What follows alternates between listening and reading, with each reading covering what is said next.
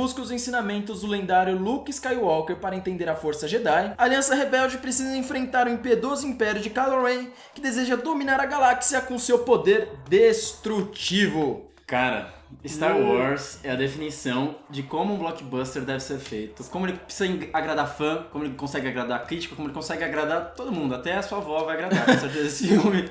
Não, a sessão em que eu estava, a galera estava ensandecida, assim. Todo mundo, tipo, muito animado. E olha que eu sou um pouco mais vovô, eu reclamo um pouco quando o pessoal começa a fazer barulho, mas tem filme que é permitido isso, né? Tinha gente que gritava que o Luke era... Posso falar aqui? Já deu 11h30, era um bananão. O pessoal gritava pelo Luke, batia palma. Não, enfim, foi uma festa. Eu sou da geração do episódio... O velho, né? O velhinho. Me respeita. Eu sou da geração do episódio 1, 2... Eu comecei por esses filmes e tenho que admitir que eu não gostei deles. Eu acho que é uma parte da franquia que é bem ruim, que os fãs desejam esquecer. E aí passaram-se muito... Nossa, eu odeio. Quem não odeia o Jar Jar? Acho que assim, é unânime. Ninguém gosta. Ai, nossa. E aí passaram-se alguns anos e eu falei, não, vou dar uma chance pra Star Wars e vou assistir a franquia que todo mundo venera.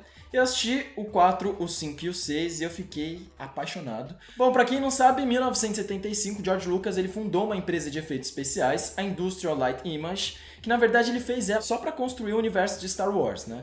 Então ele chamou profissionais de diversas áreas, engenheiros, artistas plásticos, porque ele queria inovar os efeitos especiais que já eram feitos naquela época, porque o cinema já não estava tão bem, principalmente nesse gênero de efeitos especiais. Cara, e isso deu muito certo, assim, o filme foi um divisor de águas. Há profissionais que dizem que aí ele é meio que o renascimento desse gênero de efeitos especiais. É engraçado que, eu vou até deixar o link aqui, tem 2 documentários bastante interessantes, esse da Industrial Light Image, e um outro documentário que é o Making of do Star Wars, então aí você vê que eram filas quilométricas, as pessoas ficavam 6 horas na fila para assistir. Não, ele gerou uma franquia assim que, o cara ele ficou rico, acabou os direitos indo pra Disney. Sim. Hoje em dia. Inclusive, vocês não sabem, a Disney comprou a Fox também, então esse aí vai ser o império do entretenimento cultural pop. E engraçado também, eu sugiro que vocês assistam o especial de Natal Star Wars, que é a maior maravilha. Eu vou deixar o link aqui também. O legal é que esses 2 documentários eles têm no YouTube, então é muito fácil de vocês assistirem, não precisa baixar nada, não precisa de Netflix, não precisa de nada, só vontade de assistir. Bom, e acho que assim, uma das coisas que eu acho que pra mim dá muito certo no Star Wars, até comparando com outras franquias, por exemplo, quando citam James Bond, falam que ele consegue honrar a tradição, mas refinar coisas novas de temas, ou mesmo dos personagens em si, eu acho que Star Wars é a definição disso, porque em todos os filmes, nesse aqui também é muito forte, você tem a tradição que é honrada. Então, por exemplo, aqueles letreiros iniciais que vem surgindo, sim, a trilha musical, que é sempre muito icônica, às vezes até mesmo aquelas edições, sabe, que vai assim numa bolinha e desaparece, sim, e surge um outro território. Então tem coisas assim que são muito próprias do universo de Star Wars. Mas por outro lado, eu acho que ele consegue desconstruir algumas coisas que são icônicas também, então, por exemplo, essa questão do bem e do mal, eu acho que nesse filme aqui ele não tem um maniqueísmo tão forte, tão preponderante como existia, por exemplo, nessa trilogia horrível que é a segunda, ou na sim, primeira até mesmo. Eu acho que ele tem, o bem e o mal é muito mais tênue, e eu acho que isso se envolve também na narrativa, que eu acho que é muito mais complexo. Os personagens, eles acabam tendo relações que são muito mais interessantes de acompanhar por conta até de... Tem um mistério, tem uma tensão de você não saber pra onde elas vão parar. Cara, o que eu acho mais incrível dessa nova franquia é porque, assim, ele consegue agradar os fãs antigos, porque ele consegue introduzir muito bem os personagens que ficaram lá atrás, eles são muito bem aproveitados agora, e esses novos personagens desse novo universo, eles conseguem atrair essa nova geração, mas eles dialogam com toda essa narrativa. Exatamente. Então, assim, não são personagens destoantes, você consegue ter empatia por eles. Então, eu acho que esse é o maior ponto positivo. Você conseguir unir o tradicional, o mais antigo, a um toque novo, sem perder aquele tom de nostalgia, aquele tom emocionante de quando você senta numa cadeira pra ver Star Wars. Não, eu acho que assim, um exemplo muito prático disso é você olha a diversidade que tem. Sim. Por exemplo, você tem um negro, você tem uma mulher, você tem um latino, cara, você tem agora uma asiática. Sabe, por exemplo, se você for comparar até mesmo com o Império, que são predominantemente homens brancos, você vê até mesmo nessa questão temática como esse Império, que é meio que uma metáfora assim, para um negócio mais fascista, se contradiz esses rebeldes que são muito mais lutando por direitos, né? E a Rey, ela é uma personagem incrível, porque você tem muita empatia por ela. Você torce muito por ela. Eu tenho que admitir também que eu torço muito pelo Kylo Ren. Os dois são bons, assim. Cara, eu acho que assim, ele não vai substituir o Darth Vader, porque ele é uma figura icônica do cinema e nada vai substituir ele. Mas eu acho que ele serve como um outro tipo de vilão que funciona muito bem, porque é o que a gente estava até conversando. Ao mesmo tempo que você vê aquele vilão impiedoso e ganancioso, você consegue ver no olhar dele um pouco de doçura, de ternura, até de ingenuidade. Eu acho que isso se dá muito também pelo ator, que foi muito assertivo. Eu sou fã do Adam Driver, eu acho que ele é um dos principais aí atores dessa nova geração aí, porque ele é muito versátil. Se você pegar um filme aí, por exemplo, muito menor e muito diferente, que foi o último filme do Jim Jarmusch, o Patterson, né, que você também gostou bastante, é um filme super simples, do cotidiano, poético. E você vê um outro Adam Driver, assim, exatamente. Parece que é outra pessoa, gente. Ele faz o papel de um motorista de ônibus super tranquilão, assim, que é um poeta. Então é um personagem do cotidiano. E eu acho que ele consegue ir muito bem de um ponto a outro, assim. Exatamente. E eu acho que, assim, todos os personagens que nem você comentou são muito amplos. Assim, com exceção de um, eu, por exemplo, acho que o General Hux, lá, que interpreta o Domhnall Gleeson, ele acaba sendo a figura caricata que existia nos outros filmes. Mas eu acho que é muito interessante que não existe maniqueísmo, que nem eu comentei, porque você vê que todos os personagens estão em conflito. Seja os Padawan, seja o próprio Jedi, que tipo, o Luke Skywalker, ele se coloca em conflito muitas vezes. Tá muito bem no filme também. Exatamente. E aí o que acontece? Você fica sempre questionando, putz, será que o bem e o mal é de fato assim tão simples como uma sabre de luz vermelha, uma sabre de luz verde?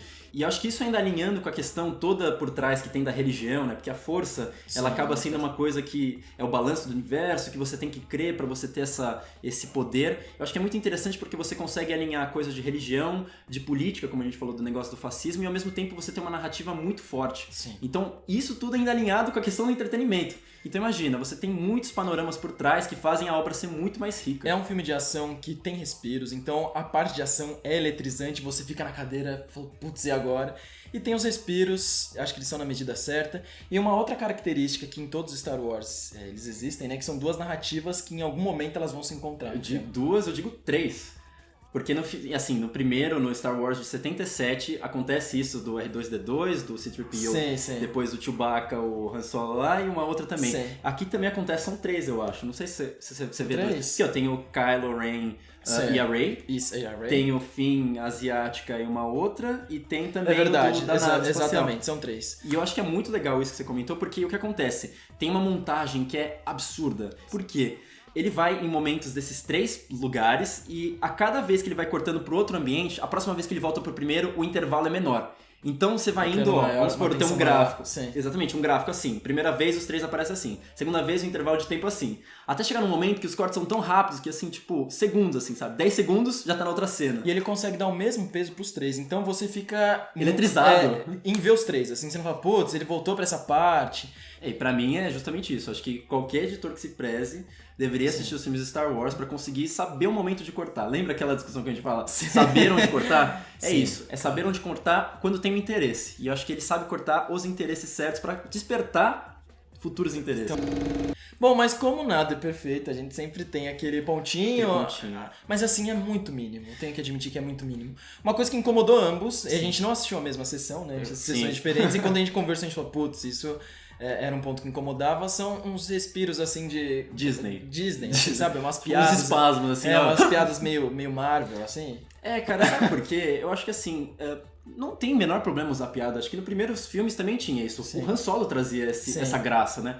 Só que acontece, tem momentos que não cabe a piada. Eu vou dar um exemplo assim, muito claro. Tem um momento lá que a Rey tá começando a sentir o poder, e aí vem o Luke e fala assim, o que você tá vendo e tudo mais. Sim. É um momento muito tenso, é um momento de primeiro contato dela com a força, dela entender mesmo quem ela é nesse mundo.